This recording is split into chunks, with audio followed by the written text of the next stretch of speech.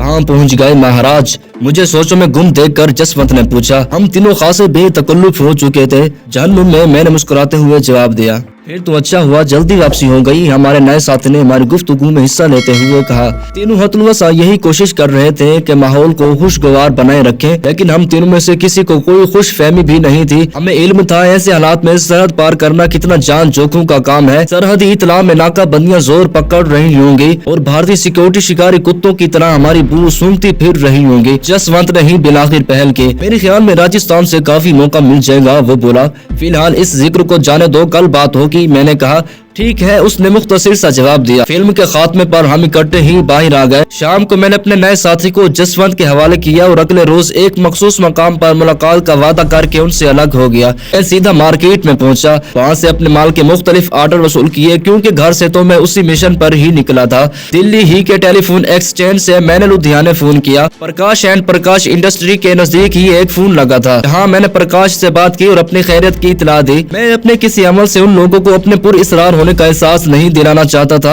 मेरी हतलवसा यही कोशिश थी कि मैं कोई ऐसी हरकत ना करूं जो उन्हें मेरे मुतालिक सोचने पर मजबूर कर दे। प्रकाश को मैं ये कहकर आया था कि मैं दिल्ली से ऑर्डर वसूल करने जा रहा हूं। अब उसे इतला देना भी जरूरी था कि फलां जगह माल रवाना कर दे। रात जसवंत और हमारे नए साथी ने मुझसे अलहदा गुजारी। अगले रोज मुझे मालूम हुआ जसवंत ने नए साथी को तो एक सराय में क़याम के लिए जगह दिला दी थी, जबकि खुद उसने रात होटल में बसर की। दूसरे दिन आला सुबह हम लोग मंसूबे के मुताबिक इकट्ठे हो गए। हम तीनों ने भी आम किस्म का लिबास पहन रखा था। सिर्फ नए साथी ने बतौर एहतियात गर्म चादर ओढ़ रखी थी। हमारी शदीद ख्वाहिश थी कि पाकिस्तान पहुंचने तक उसकी जिस्मानी हालत नॉर्मल रहे। एक दरमियानी दर्जे के होटल में नाश्ता करने के बाद हम तीनों उसी बाग में इकट्ठे हो गए। यहाँ एक महफूज कोने में बैठकर तकरीबन 2 घंटे की बासो तमीज के बाद बिल आखिर जसवंत और मैंने इत्तिफाक राय से अपनी दानिस्त के मुताबिक सरहद अबूर करने के लिए एक बेहतरीन जगह मुंतखब कर ली थी। जसवंत और मेरे साथी ने इस ख्वाहिश का इजहार किया कि मैं दिल्ली से वापस पलट जाऊं, लेकिन मैंने उन्हें तनहा छोड़कर गवारा न किया। मैं चाहता था अपनी आंखों से उन्हें बाहिफाजत सरहद पार करता देख सकूं। मेरे बजीद होने पर मुझे सरहद इलाके तक साथ ले जाने पर रजामंद हो गए। रेलवे टाइम टेबल से हमने मालूमात हासिल की और एक ऐसी गाड़ी का इल्म हुआ जो हमें हमारे मतलूबा स्टेशन पर शाम के वक्त पहुंचाती थी। तो दिन भी हमने दिल्ली में गुजारा और दूसरे रोज अला सुबह ट्रेन के जरिए अपनी मंजिल को चल दिए। इस मर्तबा हम तीसरे दर्जे में आम भारतीय शहरियों के रूप में सफर कर रहे थे। हम आपस में कभी कभी इस तरह बात कर लेते थे जैसे एक ही डब्बे में सफर करने वाले मुसाफिर एक दूसरे से किया करते हैं। स्टेशन पर कोई खास सरगर्मी देखने पर नहीं आई थी। गालिबन इंडियन सिक्योरिटी को ये ख्याल गुजरा था कि हम दिल्ली से किसी और तरफ निकल गए हैं। गाड़ी शाम के तकरीबन 6 बजे हिंदू मलकोट पहुंची। छोटे से स्टेशन के प्लेटफार्म पर उतरते हुए हमने सामने नजर दौड़ाई तो हमें रेलवे लाइन टूटी नजर आई। यहाँ रेलवे लाइन का सिलसिला खत्म होता था, जिसके बाद पाकिस्तानी सरहद शुरू हो जाती थी।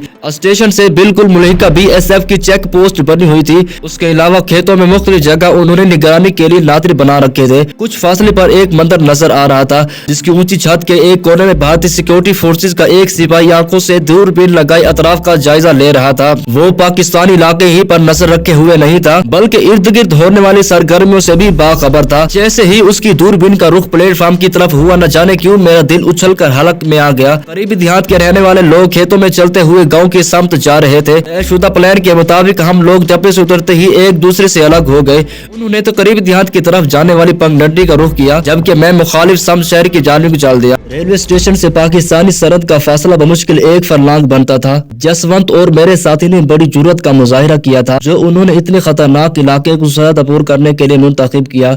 उनका ख्याल था कि भारतीय सिक्योरिटी की नजरों में आने तक वो कम से कम आधा फासला तय कर लेंगे और आधा वो अपनी कुव्वत इरादी के पुल पर झाँक कर भी तय कर सकते थे। मेरे साथी का ख्याल था कि गोली लगने की सूरत में भी वो कम से कम पाकिस्तानी इलाके में गिरेंगे। इस तरह अपने वतन की खाक तो नसीब होगी। वो एक दफा फरार होने के बाद दोबारा जिंदा भारतीय हुकूमत के हाथ नहीं आना चाहता था। मैं उसके जज्बे की दाद दिए बगैर न रह सका। जसवंत ने भी उसकी ख्वाहिश और जज्बात के एहतराम में उस इलाके पर इत्तिफाक राय किया था और अब वो दोनों जाले कदम बे कदम अपनी सरहद की तरफ गामजन थे। मैं स्टेशन के गोशे में पेशाब करने के बहाने बैठ गया। मेरी नजरें उन पर ही जमी हुई थी। सर्दियों के मौसम की वजह से सूरज गुरूब हो चुका था, लेकिन अभी तक इतनी रोशनी जरूर बाकी थी जिसमें मुझे पाकिस्तानी रेंजर की पोस्ट पर लहराता हुआ सब्ज हलाली परचम साफ दिखाई दे रहा था। रेंजर की पोस्ट दरख्तों के झंड में गहरी होने की वजह से गो के दिखाई नहीं दे रही थी, लेकिन मैं दिल ही दिल में वो सब कुछ महसूस कर सकता था जो वहाँ मौजूद था।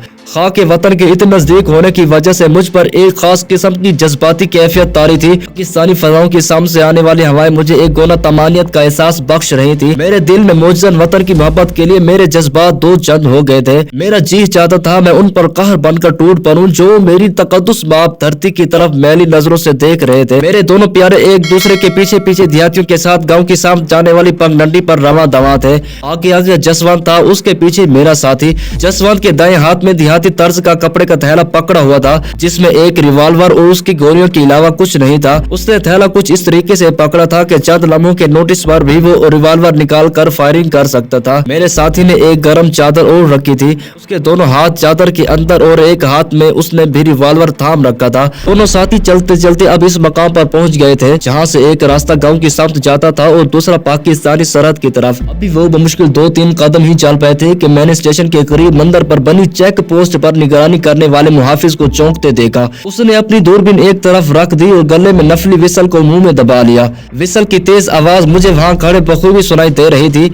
खतरे का एहसास होते ही स्टेशन से मुल्हिका PSF पोस्ट से मैंने बारी बारी बाहर निकलते हुए 5 मुसल्लह सिपाहियों को देखा। यहाँ ऐसे वाकयात अक्सर रोनमा होते रहते थे। शायद यही वजह है जो पहले से तैयार सिपाही यहाँ हर वक्त मौजूद रहते थे। स्टेशन से ये मंजर साफ दिखाई दे रहा था।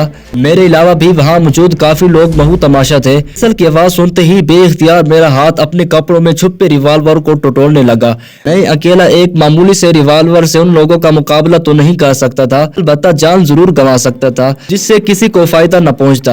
मेरी हालत का अंदाजा आप बखूबी फरमा सकते हैं। क्या शदीद ख्वाहिश के बावजूद मैं अपने साथियों की कोई मदद करने से कासिर था। मैं बुत बना अपनी जगह खड़ा भागते हुए भारतीय बॉर्डर सिक्योरिटी फोर्स के जवानों को देख रहा था।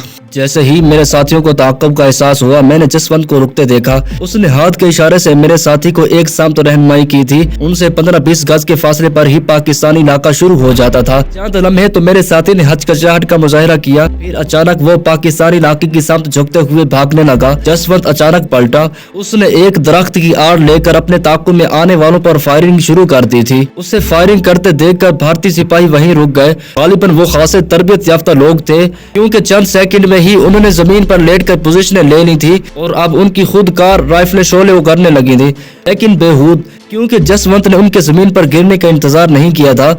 वो भाग उठा और भागते हुए उसने रिवॉल्वर दोबारा लोड कर लिया। वो कभी कभी रुक कर एक आध फायर कर देता था। इस असना में किसी भारतीय सिपाही को ये हिम्मत न हुई कि वो उठकर उसका ताक़ुब कर सके। जसवंत के चारों तरफ गोलियों की बारिश हो रही थी, लेकिन उसके भागने का अंदाजा देखकर मैं ही क्या स्टेशन पर महूर तमाशा बाकी लोग भी आश आश कर उठे। वो तरबियत याफ्ता कमांडोज की तरह सीधा नहीं बल्कि आड़ा तिरछा भाग रहा था। उसके इस अमल में भी इतनी तंजीम और रब था कि कोई भी ये अंदाजा नहीं कर पाता था कि वो अचानक दाएं मुड़ेगा या बाएं तरफ। उसकी पोजीशन 8 के हिस्से वाली थी। इस असना में उसके अकब से फायरिंग की आवाज आई। गालिबन मेरा साथी जो अपनी धरती पर पहुंच चुका था उसे कवरिंग फायर दे रहा था। बैन अल अक़वामी सरहद होने की वजह से भारतीय सरहदी अफवाज ज्यादा फायरिंग का खतरा मोल नहीं ले सकती थी, क्योंकि दोनों अतराफ में सरहदों पर हंगामी सूरत हाल कार फरमा थी और किसी भी मुल्क की फौज की तरफ से की गई कोई भी गैर मामूली हरकत दूसरी सामत की अफवाज को इश्तियाल दिलाकर जंग की सूरत हाल पैदा कर सकती थी।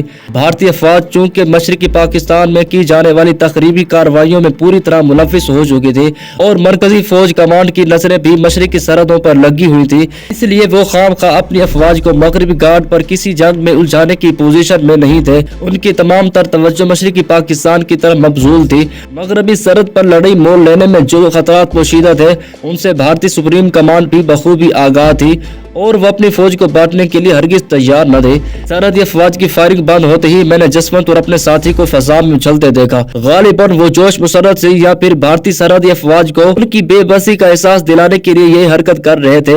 मेरे दोनों दोस्त आफियत से सरहद पार कर गए थे।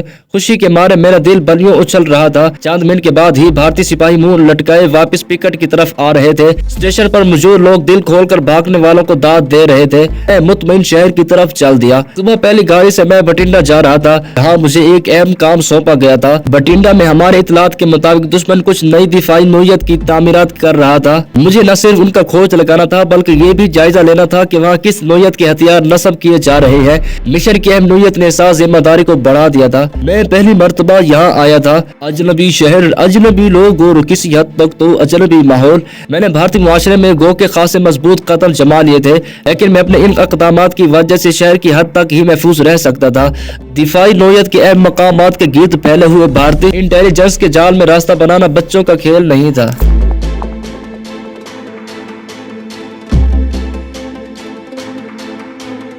ये थी हमारी आज की एपिसोड। उम्मीद करता हूँ कि आज की एपिसोड आपको अच्छी लगी हो। अगर वीडियो अच्छी लगी हो तो इसको लाइक कर दें एंड शेयर करें दोस्तों के साथ। कमेंट करके हमें बताएं कि आज की वीडियो आपको कैसी लगी और इस चैनल को सब्सक्राइब करके बेल आइकन को प्रेस कर दें।